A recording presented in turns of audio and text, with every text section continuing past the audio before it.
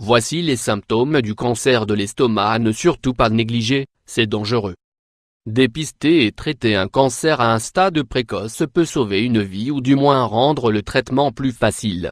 En effet, si le cancer de l'estomac est diagnostiqué assez tôt, il peut être traité de manière efficace et définitive. Le cancer en chiffres. Les statistiques ont révélé que le cancer de l'estomac est le 5e cancer le plus mortel en France. Bien que sa fréquence ait diminué, plus de 9,000 nouveaux cas sont diagnostiqués chaque année. Il survient généralement vers l'âge de 70 ans, mais il est préférable de commencer à surveiller son estomac à partir de 55 ans. Si les symptômes sont détectés rapidement, les chances de survie sont dans 90% des cas, 5 fois plus élevées. Dans la majorité des cas, 95%, il s'agit d'un cancer dit adénocarcinome, développé aux dépens des glandes de la muqueuse gastrique. Il peut provoquer des complications au niveau d'un ulcère de l'estomac. Malheureusement, au stade primaire de la maladie, les symptômes ressentis par les patients passent généralement inaperçus. En effet, ils sont assez banals et une fois qu'on s'en rend compte, la maladie s'est déjà propagée dans tout l'estomac et parfois même à d'autres organes. Dans les stades avancés, le cancer n'est plus curable et le taux de survie sur une période de 5 ans est d'à peine 3%. Symptômes du cancer de l'estomac: moins indigestion ou brûlure d'estomac, moins gêne ou douleur à l'abdomen, moins nausées ou vomissements, moins diarrhée ou constipation, moins ballonnement et digestion ralentie après les repas, moins perte d'appétit et amaigrissement, moins faiblesse, fatigue, pâleur, moins perte de sang, vomir du sang ou présence de sang dans les selles, moins parfois une légère fièvre. Lorsque la maladie atteint un stade déjà avancé, une masse peut être ressentie au niveau de l'estomac et le foie peut être gonflé.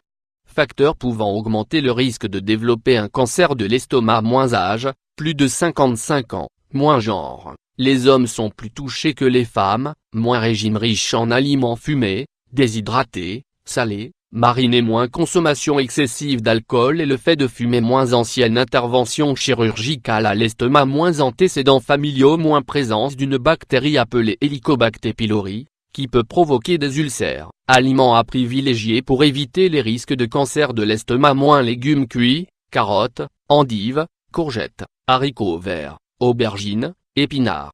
Moins fruits, poires, pommes, pêche, bananes fraîches en dehors des repas ou en compote à la fin des repas. Les agrumes et les fruits trop acides sont à éviter. Moins viande maigre, poulet, dinde, veau, lapin, cheval, moins poisson, moins crustacés et fruits de mer, moins féculents, riz, pâtes, semoule, pommes de terre, en quantité raisonnable, moins yaourt, moins fromage à pâte cuite, gruyère, emmental, cantal. Privilégiez également les cuissons légères, pochées, rôties, en papillotes, et préférez les herbes aromatiques aux épices pour ajouter du goût à vos préparations. Le chou: un régime riche en chou réduirait le risque de cancer, notamment celui de l'estomac. Ce légume riche en nutriments possède des atomes appelés isothiocyanates, permettant de lutter entre autres contre la bactérie Helicobacter pylori, qui est parfois à l'origine du cancer de l'estomac. Il est important de souligner que le chou ne traite pas la maladie mais permet simplement de réduire les risques de développer ce type de cancer, même s'il ne les écarte pas totalement. En effet, il permet de combattre certaines infections et inflammations, qui sont les facteurs de développement des tumeurs. La consommation de légumes faisant partie de la famille des crucifères, choux, navets, brocolis, et seutras, est favorable dans une alimentation anti-cancer. La bactérie Helicobacter pylori: dans 80% des cas, le cancer de l'estomac est dû à la bactérie Helicobacter pylori. Cette dernière est responsable des gastrites et d'ulcères digestifs. Elle est notamment le premier facteur favorisant le cancer gastrique. En effet, cette bactérie entraîne la transformation des cellules épithéliales, recouvrant la muqueuse gastrique, en cellules mésenchymateuses, qui forment les cellules souches cancérigènes. Cette infection s'acquiert dans l'enfance et persiste toute la vie si elle n'est pas traitée.